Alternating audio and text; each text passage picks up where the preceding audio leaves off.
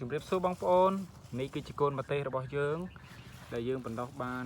13ថ្ងៃហើយអញ្ចឹងឃើញថាវាប៉ិននេះហើយបងប្អូនអញ្ចឹងវានៅញឹកស្អេកដូច្នេះអ្វីដែលយើងត្រូវធ្វើគឺយើងធ្វើការលាយដីបាទលាយដីបណ្ដោះរបស់យើងជាមួយនឹងជីទឹកកំប៉ុស្តតិចតួចទៅហើយយើងដើម្បីយើងវាយកមកដាក់ក្នុងត្រេនឹងធ្វើការសាំវាបាទគឺតាមរយៈឬគេហៅថាដកស្ទូងណាបងប្អូនបាទស្ទូងវានៅក្នុងត្រេបណ្ដោះហ្នឹងទៅអញ្ចឹងយើងធ្វើការដាក់ដីឲ្យពេញត្រេរបស់យើងដើម្បីធ្វើការស្ទូងកូនម្ទេសទុកសម្រាប់ដាំពេលដែលយើងដកទៅគឺវាអត់អន់ណាបងប្អូនបាទអញ្ចឹងដាក់ដីវាពេញត្រេ3 4តុកចំអញ្ចឹងណាបាទហើយបងប្អូនមានកំណាត់ឈើជ្រុងមួយទូចសម្រាប់ធ្វើការគាវឬក៏គាវវាឲ្យស្មើបាទហើយបងប្អូនក៏ត្រូវមានស្លាបព្រាមួយទៅចុងស្លាបព្រាយើងខ្លីហ្នឹងគឺអាហ្នឹងសម្រាប់ធ្វើការជីកយកកូនរបស់វាហើយយកមកដាក់ស្ទូងនៅក្នុងត្រេបដោះហ្នឹងជាទូទៅការពិតយើងអាចប្រើប្រាស់ត្រេធំជាងនេះគឺអាត្រេ60ណាបាទដើម្បីឲ្យកូនម្ទេសរបស់យើងកុំឲ្យចង្អៀតហើយវាអាចរស់បានយូរប៉ុន្តែជាក់ស្ដែងដោយសារតែអត់មានហើយ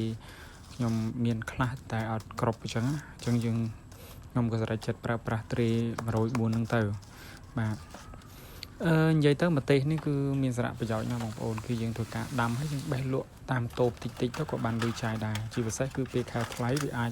បានរហូតដល់40000អត់ណា20000 25000បាទឲ្យជាដើមណាបាទហើយពេលរដូវភ្លៀងវាអាចឡើងដល់20000 10000 15000 20000អញ្ចឹងទៅបងប្អូនអញ្ចឹងបើក្រោយពីយើងដាក់ដីបណ្ដោះរបស់យើងពេញត្រេកអស់ហើយគឺបងប្អូនយកអាចុងម្ខាងនៃស្លាបព្រាគឺយកទៅឆ្កាស់កូនបាទទៅឆ្កាស់កូនពីដីពីថាសបណ្ដោះ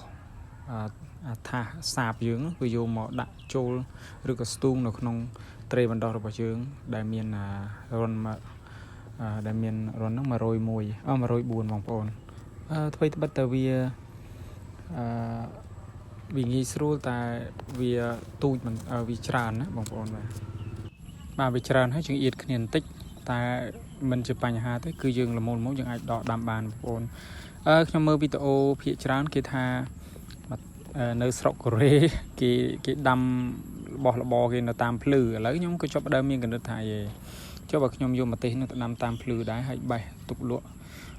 2ថ្ងៃ1គីឡូ2ថ្ងៃ1គីឡូ3គីឡូ4គីឡូអញ្ចឹងទៅជាងវាមានប្រយោជន៍ជាងបាទអញ្ចឹងធ្វើការបដោះហើយបងប្អូនចាំតែមើលមកថាម្ទេសរបស់ខ្ញុំនេះគឺ